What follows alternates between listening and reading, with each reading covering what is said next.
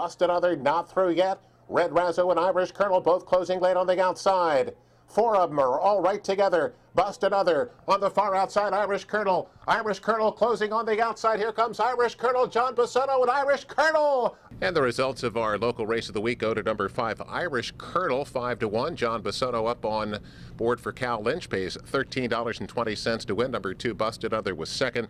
And number 6, Even Thunder, finishes third. The favorite, number 4, Wobble, was not involved. And our local race of the week, Irish Colonel and jockey John Bisono. And it's a pleasure to welcome in our winning jockey this week, John Bisono. And for John, North American, we'll get to this in just a minute. North American win number 1,000, and he was rolling late, and a significant win in your career. Yep, that's it. Good morning. Yeah, it was a good race. It set up perfect with him with a couple horses. He got to settle on the first part of it, and he gave me that winning kick at the end. John, you've won a lot of races in your career, as we'll see here in just a moment. You started out in Puerto Rico and won over 1,000 races in Puerto Rico, now 1,000 here in North America. You've been to the winner's circle a lot of times in your career. It doesn't happen by accident. Oh yeah, I mean, I don't know. Sometimes every jockey is different. You know, I don't really keep track of the records like that, or you know, you just go out there, do your job, have a good time, and enjoy it. And you know, when it sneaks up on you, you know, it's like, oh, whoa, 2,000. You know, because I remember. After I got back from Puerto Rico, I think it was like the third year or the second year I was here, my dad calls me. He goes, you know, you got like 1,500 wins. I was like, what, really? I didn't even know that. He's like, yeah. I said, oh, okay, well. And then, well, a couple years later now, we're celebrating the 1,000 here in Philly. John, 2,000 is a big number.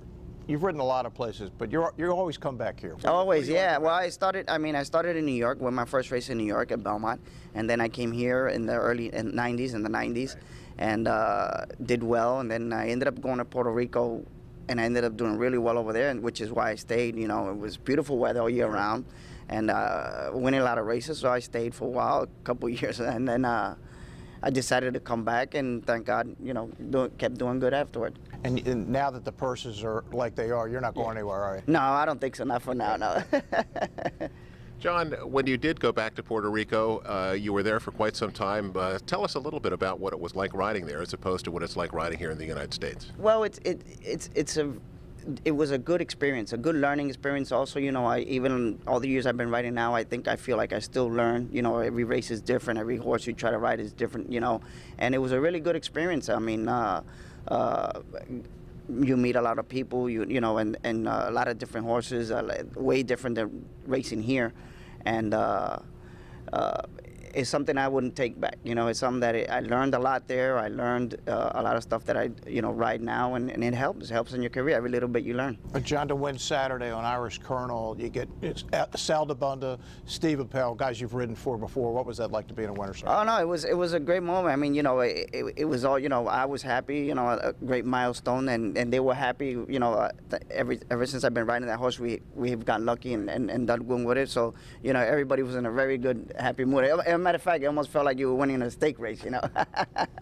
John, you're still a young man. You keep yourself in tremendous shape. How about 3,000? How's that sound? I wouldn't doubt it. I mean, I don't see why not. You know, I mean, you know, I still feel good out there riding. I feel healthy. You know, I think that's what the main thing is. You know, if you feel healthy out there, you feel good, and you know, and you're out there and you have your mindset on what you're doing. I don't see why not. I think the last time we had John on the show, I said I love betting on John because he thinks like I think.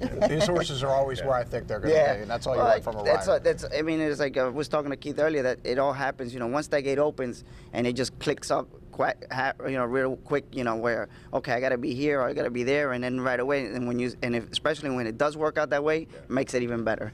Well, he might fly under the radar a little bit, but he certainly doesn't deserve to do so because he's really one of the top riders up in our room. And John Bisono, congratulations on a career milestone. Thanks for joining us today, and keep up the good work. Thank you, guys. I appreciate it.